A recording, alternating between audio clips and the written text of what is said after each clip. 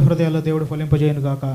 మరొక ప్రశ్నను మనం ఆలోచన చేస్తే, ఈ ప్రశ్న తప్పక అందరూ కూడా గ్రహించాలని చెప్పేసి కోరుతూ ఉన్నారు. ఎందుకనంటే దాని వివరణ మరి మీకు తెలుసో తెలియకో మీరు పొరపాటు పడ్డారేమో ఒకసారి పరిశీలన చేసుకోవాలి. అదేంటనంటే, విచిత్రమైనటువంటి పేర్లు బైబిల్ గ్రంథంలో నుంచి తీసుకొని తమ సంఘాలకు వాటిని పేర్లుగా పెట్టుకుంటున్నారు. అవి చాలా విచిత్రంగా అనిపిస్తాయి. మీరు కనుక అలాంటి ఒక సంఘంలో ఉంటే కనుక దయచేసి ఆలోచించాలని ప్రేమతో కోరుతూ ఉన్నాము. మరి మొదటిగా రమేష్ బ్రదరు.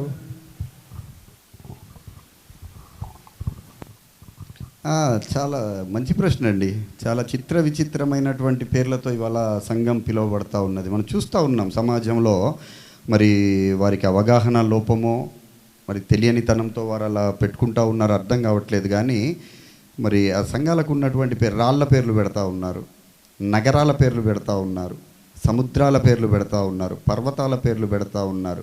నిర్జీవము లేనటువంటి పేర్లన్నీ తీసుకొని వచ్చి సజీవంగా ఉన్నటువంటి సంఘానికి ఆపాదిస్తూ ఉన్నటువంటి పరిస్థితి వాళ్ళ కనబడతా ఉందండి.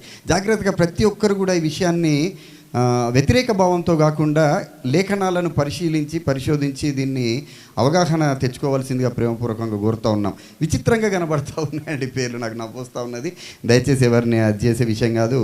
మనం చూస్తూ ఉన్నాం, శృంగార దేవాలయం అనేటువంటి ఒక సందర్భం మనకు కనబడతా ఉండదండి. జాగ్రత్తగా ఆలోచించండి ప్రియులారా. దీని గురించి మనం ఆలోచిస్తే అది ఎక్కడికి వెళ్తూ ఉన్నది అనేటువంటి విషయాన్ని మనము ఆలోచించవలసినటువంటి అవసరం ఉంది. అదే రీతిగా ఫుల్ గాస్పల్ చర్చ్ అని, కర్మేల్ చర్చ్ అని, కల్వరీ చర్చ్ అని ఎవరికి ఇష్టానుసారమైనటువంటి రీతిలో వాటి అర్థాలు కనీసం వారికి తెలుసో తెలియదో కూడా అర్థం కానటువంటి పరిస్థితుల్లో ఇవాళ సంఘానికి వాళ్ళు పేర్లు పెడతా ఉన్నటువంటి విచిత్రమైన పరిస్థితులు కనబడతా ఉన్నాయి అనేటువంటి విషయాన్ని తెలియజేస్తూ ఉన్నాను. దయచేసి అందరూ కూడా దీన్ని ఆలోచించవలసింది. ఒక సంఘము, ఆ సంఘానికి పరిశుద్ధ గ్రంథము కొత్త నిబంధన ఇచ్చినటువంటి పేరు క్రీస్తు సంఘము. ఆ సంఘంతో మాత్రమే, ఆ పేరుతో మాత్రమే సంఘం పిలువబడాలి. థ్యాంక్ యూ అండి, థ్యాంక్ యూ వెరీ మచ్. ఇంకా మిగతా పేర్లను మరి సహోదరులు చాలా ఉన్నాయి, మరి వారు కూడా సూచిస్తారు, మనకు తెలియపరుస్తారు. సహోదరులు మధు బ్రదర్. సహోదరులారు, ఈరోజు చాలామంది ఒక్కొక్క సంఘానికి ఒక్కొక్క పేరు పెడుతున్నారండి. మరి బైబిల్లో ఒక సంఘమే ఉంది. ఉదాహరణకి కల్వరీ చర్చ్ అని పెట్టారు. కల్వరీ చర్చ్ అంటే తెలుగులో ఏంటండి? సంఘము. కల్వరీ అంటే అర్థం ఏంటి? చాలామంది తెలియక బిల్డింగులకి ఇక్కడ 10 లక్షల మంది వస్తారు, 20 లక్షల మంది వస్తారు, 1 కోటి మంది వస్తారని చెప్పి కల్వరీ అని పెట్టుకున్నారు సార్. అసలు బైబిల్ ఏం చెప్తుందో చూద్దాం. కల్వరీ అని అంటే లూకాసు వార్త 23వ అధ్యాయము 33వ వచనం. కల్వరీ చర్చ్ అనే పదానికి వారు కపాలమనబడిన, ఏంటంటే లోక 23:33, వారు కపాలమనబడిన అన్న దగ్గర నెంబర్ 1 ఉంది కదా సార్. కింద ఫుట్ నోట్లో ఏముంది చూడండి, కల్వరీ. ఇప్పుడు కల్వరీ అంటే ఏంటి? కపాలము లేదా పుర్రె. కల్వరీ చర్చ్ అంటే పుర్రె సంఘము. ఇప్పుడు చాలామంది కల్వరీ చర్చికి వెళ్తున్నారు అనుకుందాం ఉదాహరణకి. అంటే ఎక్కడికి వెళ్తున్నారు? పుర్రె సంఘం. అంటే ఏంటి? పుర్రె అంటే ఏంటి? జీవము లేనిది, మృతి చెందింది. మరి దయచేసి చూస్తున్న మీరు, వింటున్న మీరు అందరూ దయచేసి గమనించాలని ప్రేమపూర్వకంగా కోరుతున్నాను. సచినన్న మన్నా చర్చ్ గురించి మరొక సంఘాన్ని గురించి నేను చూద్దామండి. నిర్గమకాండం 16వ అధ్యాయం 15వ వచనం. ఇందాక మనం చదువుకున్నామండి. మరి ఇదేమి అనేటువంటి మాటని మనకు అక్కడ అర్థాన్ని చూస్తాము. మరి మన్నా చర్చ్కి వెళ్ళే వాళ్ళందరూ కూడా వారు ఎక్కడికి వెళ్తున్నారో వారికి తెలియదు. అంటే ఒక డెస్టినేషన్ లేని చోటుకి వెళ్తున్నారంటే అర్థం అనమాట. ఇదేమి సంఘము అనేటువంటి అర్థాన్ని ఇస్తుంది. కాబట్టి ఇంకా ఇలాంటివి చాలా ఉన్నాయి. కాబట్టి దయచేసి ఇక లైవ్ని వీక్షిస్తున్న వారందరూ కూడా ఒక్కసారి ఆలోచించి ఏ పేరు ఉన్నది బైబిల్లో కరెక్ట్గా వాస్తవంగా ఏ పేరు పెట్టుకోవాలనే విషయాన్ని ఆలోచించి అలా మీరు సరి చేసుకోవాల్సిందని మిమ్మల్ని ప్రేమతో కోరుతున్నాను. Thank you.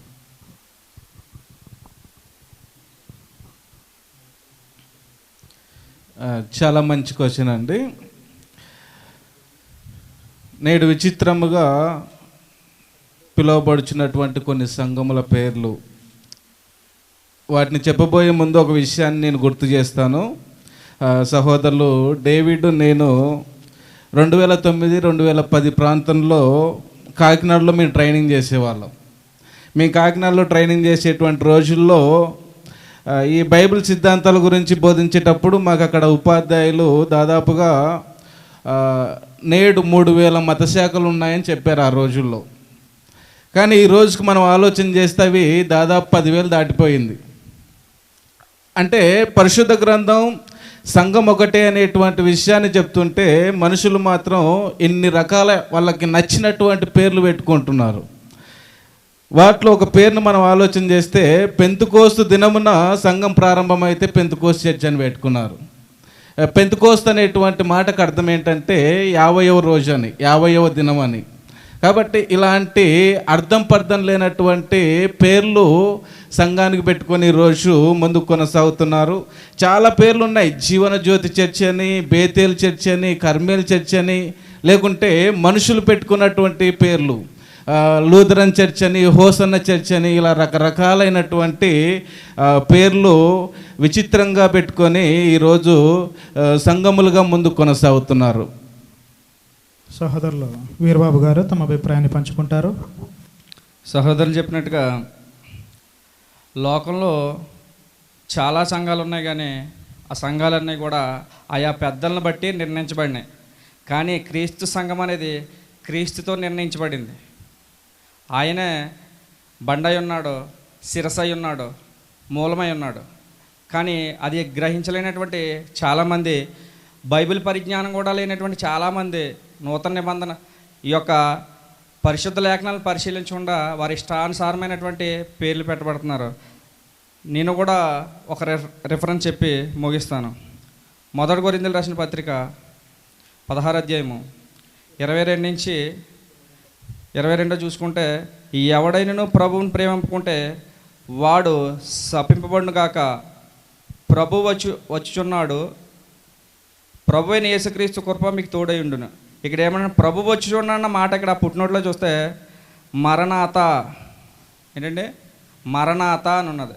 దానికి అర్థం పరమార్థం లేనటువంటి పరిస్థితులు ఉన్నారండి. దాని అర్థం తెలియదు, ఏమీ తెలీదు.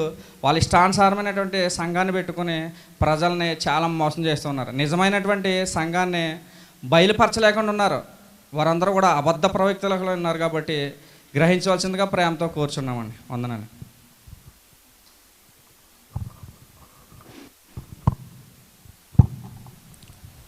చాలా సంతోషం సహోదరులు. మరి విచిత్రంగా పిలువబడుతున్నటువంటి కొన్ని సంఘాల పేర్లు కొన్ని మాత్రమే కాదు, మేము 7 కాబట్టి 7 చెప్పాం. మేము 70 మంది ఉంటే 70 చెప్పేవాళ్ళం, 10,000 మంది ఉంటే 10,000 కూడా చెప్పేవాళ్ళం. అలాంటి పరిస్థితి ఈరోజు మత శాఖల్లో కొనసాగుతూ ఉన్నది కనుక మరి ప్రాముఖ్యంగా సహోదరులు చెప్పినట్టుగా మరి కల్వరి చర్చి అని, మన్నా చర్చి అని, మరణాత అని, లేకపోతే సహోదరులు చెప్పినట్టుగా ఏది మన పుర్రె సంఘాలని, చాలామంది లూథరన్ చర్చి అని పెట్టుకుంటున్నారు వ్యక్తి పేరు. కర్మేలు అని చెప్పుకుంటున్నారు కొంతమంది. కర్మేలు అదొక పర్వతం కింద ఉన్న సిటీ. అది ఈరోజు కూడా ప్రస్తుతానికి అది మనుగోడులో ఉందో లేదో కూడా మనకి తెలియదు. కానీ దేవుడు అక్కడ ఏదో చేశాడని అది మన జీవితాల్లో చేస్తాడని చాలామంది చాలా రకాలుగా పెట్టుకుంటున్నారు. అపోస్తలుల సంఘం అని పెట్టారు కొంతమంది. సంఘం అపోస్తలుదా అండి? ఖచ్చితంగా క్రీస్తుది. అది సంఘము క్రీస్తుది. దానికి పరిచారకులుగా మొదట పనిచేసిన వారు అపోస్తలులు. తర్వాత పెంతెకోస్తు సంఘం అని పెట్టారు చాలామంది. సో పెంతెకోస్తు అంటే అర్థం అసలు ఆ పేరులోనే అర్థం. డిక్షనరీలో మీరు ఎతికినా కూడా మీకు ఏం కనబడుతుంది? 50వ రోజు, ఇశ్రాయేలీలు జరుపుకునేటువంటి పండగల్లో ఒక పండగ రోజు. ఆ పండగ రోజునే పెంతెకోస్తు అని వాళ్ళు పిలుచుకున్నారు. అలాంటి సంఘాన్ని, అలాంటి పేరుని తీసుకొచ్చి పెంతెకోస్తు సంఘం అంటే 50 రోజుల సంఘము, 50 రోజు సంఘము ఇలా పెట్టుకుంటున్నారండి చాలామంది. సంఘము అనేటువంటిది ఒకటి ఉందంటే దానికి హెడ్ క్రీస్తు అన్న సంగతిని తప్పక గుర్తించాలని కోరుతూ ఉన్నాం. క్రీస్తు లేని సంఘం ఏదైనా సరే అది సంఘముగా పరిగణించబడదు. తర్వాత ప్రశ్నకు మనం వెళ్ళగలిగినప్పుడు చాలా ప్రాముఖ్యమైన ప్రశ్న, 4వ ప్రశ్న సహోదరులు స్పందించాలని కోరుతూ, క్రీస్తు సంఘము అంటే ఏంటి? అది ఎలా క్రీస్తు సంఘంగా పిలువబడుతుంది?